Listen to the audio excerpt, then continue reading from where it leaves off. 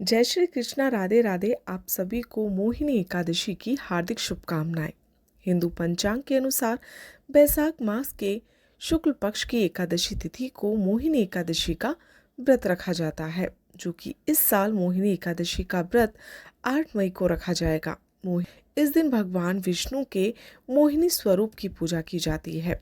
इस दिन भगवान विष्णु ने देवताओं के कल्याण के लिए मोहिनी रूप धरा था। इस साल एकादशी तिथि 7 मई को सुबह 10:19 पर शुरू होगी और अगले दिन 12:29 तक रहेगी। पद्म पुराण का कहना है कि जो व्यक्ति इच्छा या न चाहते हुए भी एकादशी का उपवास करता है, वो सभी पापों से मुक्त होकर परम धाम बैकुंठ धाम को प्राप्त करता है। यह बैसाख मास की एकादशी है, इसीलिए इस एकादशी पर जलदान और कपड़ा दान और अनाज जैसे दाल, आटा, चावल का दान करना चाहिए। इसके अलावा पंखा, घड़ा दान भी कर सकते हैं। दान करने के लिए सबसे पहले भगवान को सभी चीज़ें अर्पित करें और फिर गरीबों या जरूरतमंदों को एकादशी का दान करना चाहिए। इस दिन तुलसी में भी दीपक जलाना चाहिए और माता तुलसी की भी पूजा करनी चाहिए।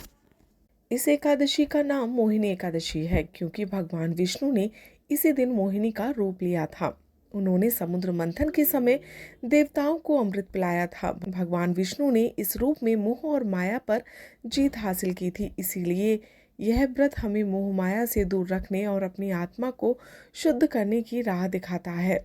इस दिन व्रत रखने से घर में सुख, समृद्धि, वैभव, सौभाग्य और धन बढ़ता है। जिन घरों में मोहिनी एकादशी की पूजा विधि विधान से की जाती है, वहां से नकारात्मकता दूर होती है और सदैव अच्छी ऊर्जा बनी रहती है। शास्त्रों के अनुसार मोहिनी एकादशी का व्रत करने से व्यक्ति को जन्म जन्मांतर के पापों से मुक्ति मिलती है।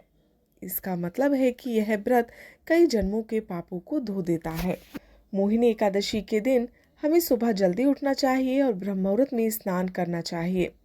साफ कपड़े पहनने के बाद व्रत करने का संकल्प लेना चाहिए। भगवान विष्णु की मूर्ति या तस्वीर को पीले रंग के वस्त्र अर्पित करें। चंदन, अक्षत, फूल, तुलसी के पत्ते, दीपक, धूप और नवेद से उनकी पूजा करें। व्रत के दिन मोहिनी एकादशी की कहानी सुनना या पढ़ना जरूरी है।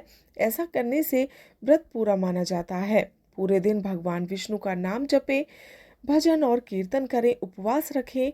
आप फल खा सकते हैं, लेकिन अनाज, चावल और दाल खाने से बचें। रात में जागना बहुत अच्छा माना जाता है। भगवान विष्णु का ध्यान करते हुए रात बिताएं। द्वादशी के दिन सूर्योदय के बाद तुलसी के पानी से स्नान करें, फिर व्रत तोड़ें। किसी योग्य ब्राह्मण को भोजन कराएं और दान दें। इस तरह व्रत पूरा होता है। तो ये है मोहिनी एकादशी की जुड़ी कुछ जानकारी। आशा करती हूँ कि आपको ये जानकारी अच्छी लगी होगी। हरे कृष्णा।